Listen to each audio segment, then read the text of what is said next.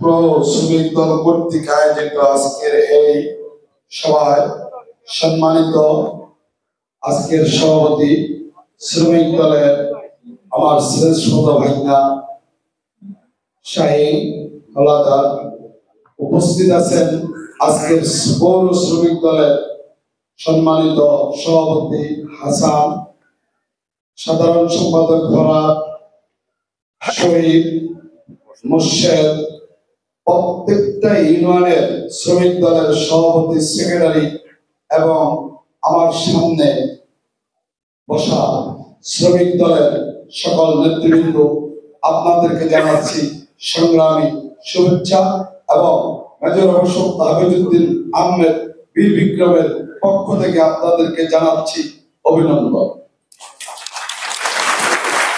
সম্মানীয় নেতৃবৃন্দ, এতক্ষণ আপনারা শ্রমিক দলের এই মে দিবসের তাৎপর্য শুনছেন, তো আমি এই তাৎপর্যের দিকে যাব না, আমি লালমোহনের দিকে তাকাবো।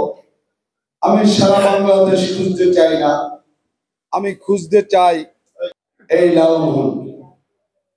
আমি চাই এই লালমোহনের শ্রমিকরা কাঁধে কাঁধ মিলিয়ে ভ্রাতৃর বন্ধনে এই দেশকে, এই লালমোহনকে এগিয়ে নেওয়ার জন্য আমি মনে করি আজকের এই মে দিবসে, শ্রমিক দিবসে আপনাদের এটাই অঙ্গীকার।